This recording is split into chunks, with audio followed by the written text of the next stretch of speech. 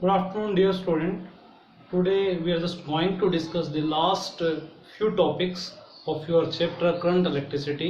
So बड़ा आसान सा टॉपिक है और बड़ा पेपर में बहुत कम न्यूमेरिकल्स आते हैं इससे, और ये है कि हमें कंप्लीट इसको करना है. तो that's why I am going to discuss heating effect of electric current. क्या बोल रहे हैं हम? Heating effect of electric current.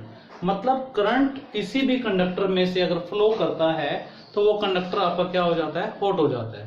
तो ये क्यों होता है, इसका क्या फार्मूला है, इसके बारे में हम थोड़ा सा पढ़ेंगे.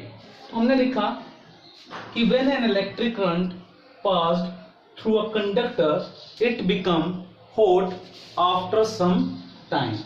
यही इफेक्ट को कहा जाता है आपका heating effect of electric current. ठीक है. अब ऐसा होता क्यों है? मेन आया हमारे पास ऐसा होता ही क्यों है कि करंट अगर पास करता है तो कंडक्टर हॉट हो जाता है. तो ध्यान से समझिए इसका, बाद में इसको नोट डाउन कर लीजिएगा. देखिए होता क्या है कि जब हम किसी कंडक्टर, यानी मान लीजिए कोई वायर है या कोई रेजिस्टेंस है, उसमें हम कोई पोटेंशियल डिफरेंस अप्लाइड करते हैं.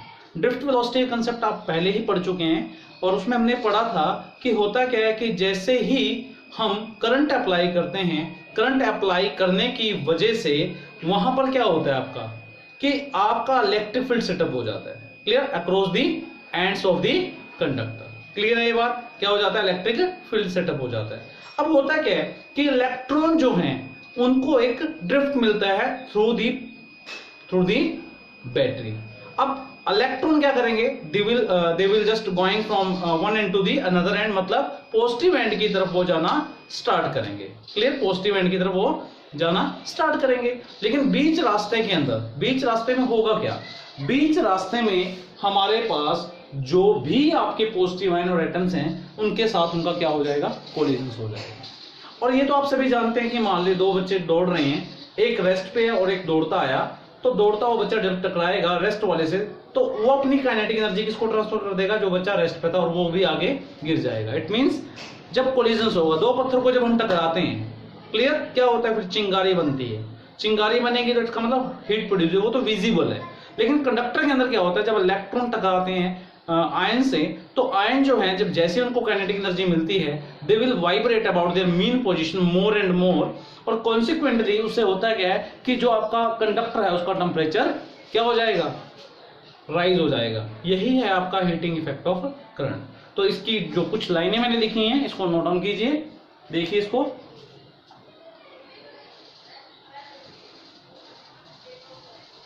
क्लियर? नोट डाउन कीजिए इसको. अब बात आती है, मान लीजिए आपने एक रेजिस्टेंस ली, उस रेजिस्टेंस को आपने एक बैटरी से कनेक्ट किया. जब जैसे आप बैटरी से कनेक्ट करेंगे तो होगा क्या? बैटरी करंट सप्लाई करेगी. क्लियर? बैटरी करंट में क्या करेगा? करंट सप्लाई करेगा. और इस एंड से इस एंड के बीच का जो पोटेंशियल है वो कितना मान रहे हैं हम? V मान रहे हैं. तो मैंने लिख दिया V is the potential difference applied, R is the resistance, I is the electric current flowing, S current क्या होता है आपका? I is equal to Q/T. तो Q कितना हो जाएगा आपका? This one. अब यहां से जब आपका ये नेगेटिव टर्मिनल क्या करेगा? यहां से इलेक्ट्रॉन को धक्का देगा और ये इलेक्ट्रॉन इस साइड आ जाएगा. इट मींस इसने क्या किया? इस बैटरी ने वर्क डन किया in bringing a unit charge from this point two this point. तो W जो हमारा होगा, W क्या है आपके पास? एक वर्क डन है.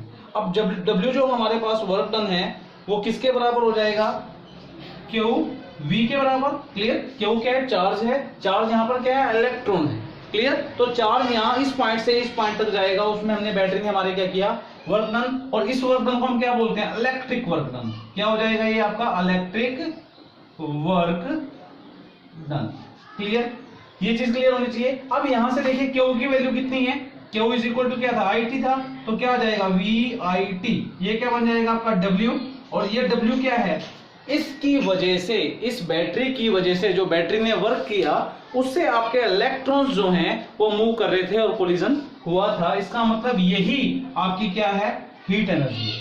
यही क्या आपकी हीट एनर्जी है. तो नोट डाउन करेंगे इसको. ये क्या बन जाएगी? आपकी हीट एनर्जी बन जाएगी. किसमें है ये? आपकी जूल में है. इसी को बोलते हैं हम joule heating effect of current. क्या बोलते हैं इसको हम? जूल. नोट डाउन करेंगे, joule heating effect of current. Clear? Joule heating effect of current. और आपको ये भी पता है कि V इज इक्वल टू क्या होता है हमारे पास, IR होता है। तो ये जो H है आपके पास क्या हो जाएगा, V is equal to IR है, तो क्या बन जाएगा I स्क्वायर RT, ये क्या बन जाएगा आपका जूल बन जाएगा, I स्क्वायर RT। क्लियर है बेटा, समझ पा रहे हो आप सभी, जूल बन जाएगा। अब ये किसके बराबर आएगा, I square RT divide by 4.18 calorie. Clear, 4.18 calorie बन जाएगा आपका, क्योंकि एक कैलोरी में 4.18 जूल होते हैं, ये भी नोट करोगे, एक कैलोरी में कितने होते हैं, 4.18 जूल होते हैं, नोट डाउन करेंगे। ये आपका है heating effect of current. Clear, तो दो फार्मूले हमारे हीट के बनते हैं, कौन कौन से, एक तो बनता है हमारे पास VIT, एक बन गया हमारे पास I square RT। Clear, note down करेंगे इसको फटाफट से। बात आती है अब इलेक्ट्रिक पावर की। पावर क्या होता है आपका, किस रेट से आप वर्क डन करते हैं। जैसे मान लीजिए एक टास्क किसी बच्चे को दिया, वही टास्क आपने दूसरे बच्चे को दिया, और आपने ये चेक किया कि कितने कम टाइम के अंदर किसने वो टास्क कंप्लीट किया।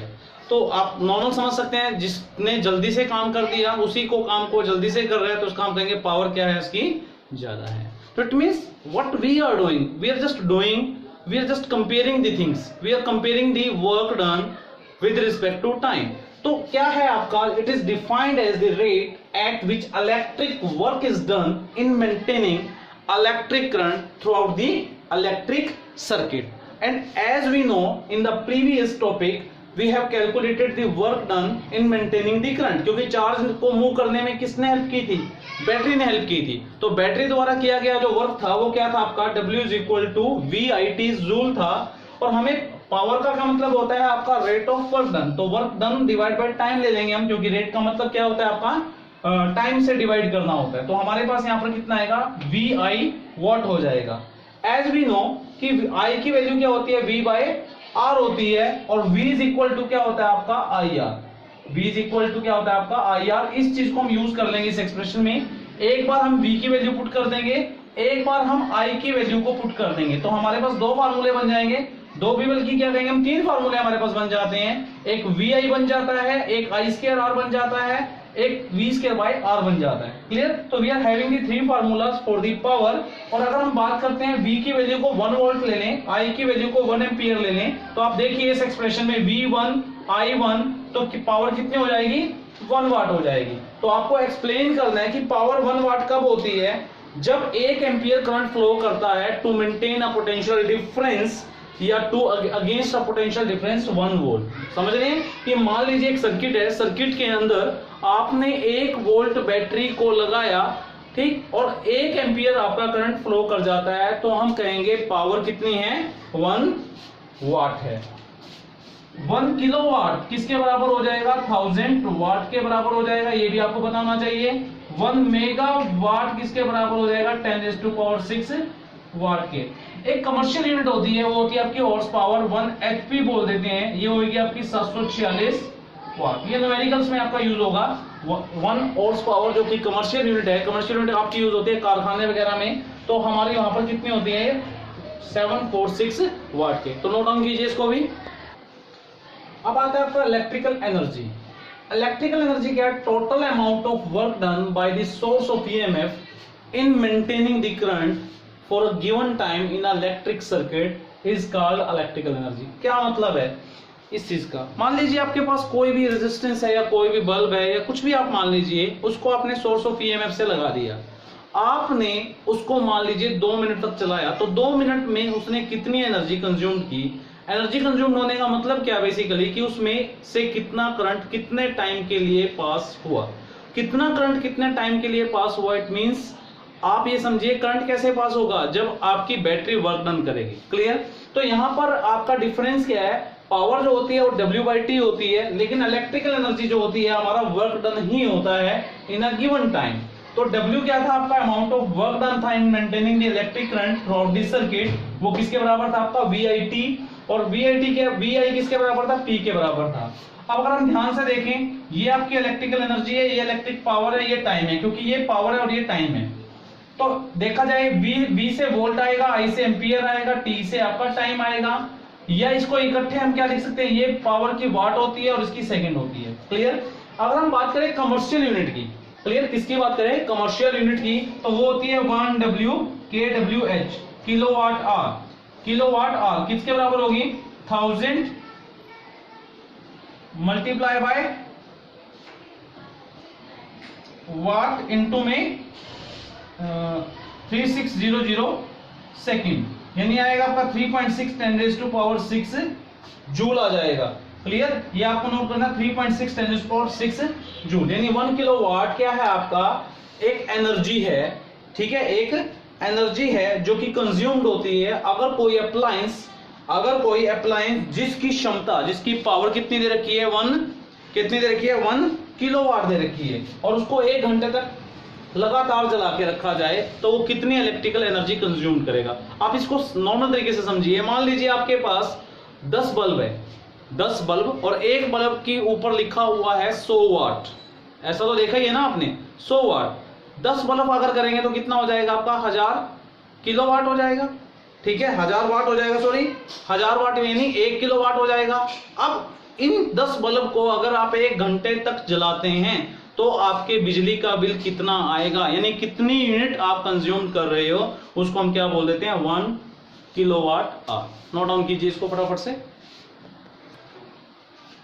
आपको पता है V = IR होता है, ये तो आप सभी को पता है, आसान सा काम है। V = IR। एक बार I की वैल्यू निकाल लीजिए, I की वैल्यू को एक्सप्रेशन में पुट कीजिए, एक बार आप V की वैल्यू एक्सप्रेशन में पुट कीजिए, तो डेफिनेटली हमारे पास I² RT बनेगा या V² R और V²/R इंटू में T बनेगा। तो these are the formula for the electrical energy consumed in an electric circuit. तो नोट डाउन कीजिए इसको भी। अब बात आती है कि मान लीजिए आपके पास कोई लैंप है, लैंप का जो फिलामेंट है, that is called filament. Filament से एकदम से आपका गर्म हो जाता है, पता है ना आपको, रेड हॉट हो जाता है, वो रेड हॉट हो जाता है, तो वो कहता है सॉरी व्हाइट हॉट हो जाता है आपका। क्यों ऐसा होता है? देखिए, एक तो ये फिलामेंट है और साथ में कनेक्टिंग वायर है। ये 2 वायर जो मैंने दिखाई है, ये वाली वायर, ये वाली कनेक्टिंग वायर है, इसके बीच के अंदर ये फिलामेंट लगा हुआ है। आप देखें कि ये आपका फिलामेंट यहां से गुजरा, यहां से, यहां से, यहां से, यानी जो फिलामेंट है, अगर हम बात करें फिलामेंट जो है वो कैसे जुड़ा हुआ है वायर्स के साथ? सीरीज कनेक्शन है। किसके साथ? Series connection with connecting wire. तो क्वेश्चन ये राइज होता है कि अगर ये आपका व्हाइट हॉट होता है तो ये वायर व्हाइट हॉट क्यों नहीं होते? तो ध्यान से देखिएगा, मान लीजिए इसका रेजिस्टेंस आपका R2 है और इन वायर का रेजिस्टेंस R1 है, तो बेसिकली जो R1 है वो लेस देन है R2 से। समझ पा रहे हैं? रेजिस्टेंस वायर का आपका क्या है? कम है, और जो फिलामेंट है उसका रेजिस्टेंस ज्यादा है, और हीट प्रोपोर्शनल होती है आपके किसके? R के। तो इसका मतलब किसमें ज्यादा हीट प्रोड्यूस होगी? हम यहां कह सकते हैं कि heat produce in wire is less than heat produce in filament. तो फिलामेंट क्या हो जाएगा? जल्दी से गर्म हो जाएगा। ये आपका हीटिंग इफेक्ट का एस्पेक्ट्स है जो आपको नोट डाउन करना है, कंसेप्चुअल में काम आएगा। नोट डाउन कीजिए इसको। अब बात आती है इलेक्ट्रिक जो आयरन है, जो रोड है, जो कि हाई पावर होते हैं, ये जरूर नोट करेंगे आपको। ये क्या होते हैं? आपके हाई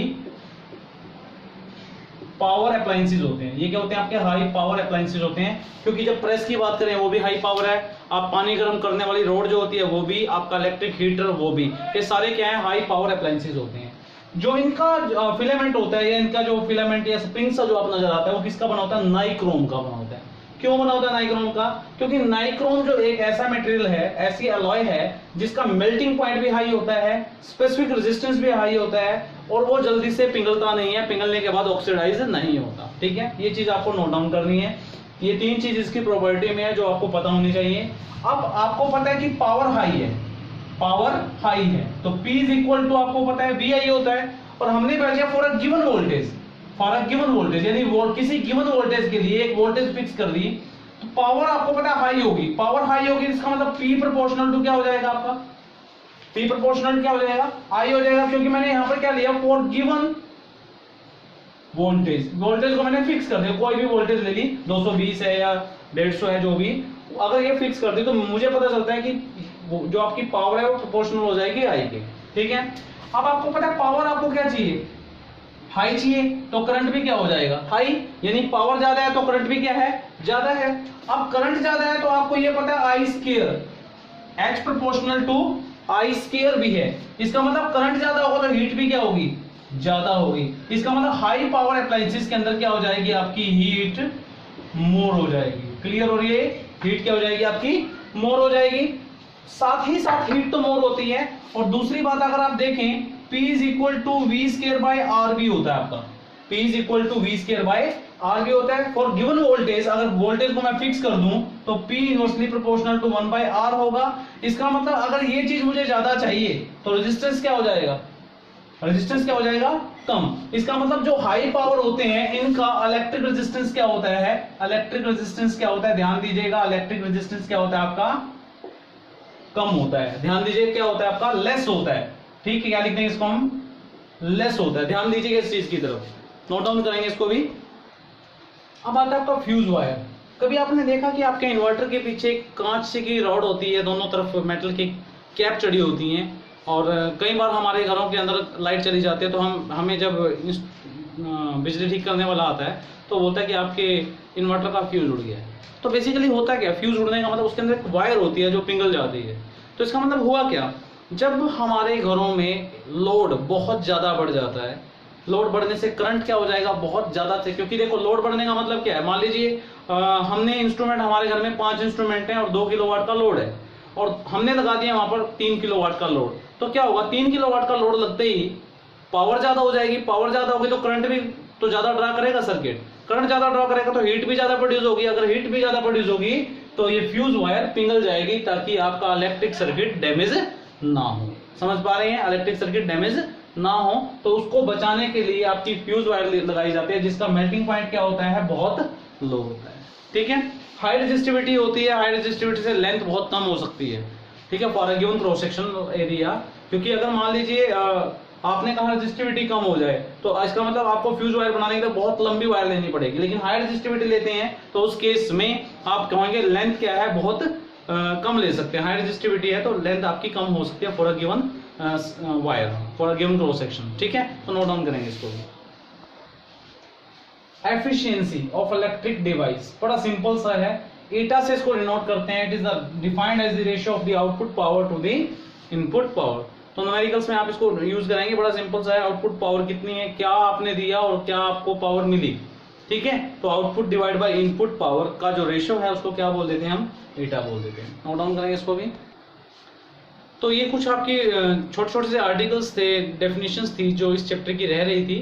तो ये आज आपकी कंप्लीट होती है, आपका सेकंड यूनिट फिनिश आउट होता है, and we will think that you have make the notes of this particular chapter. Thank you.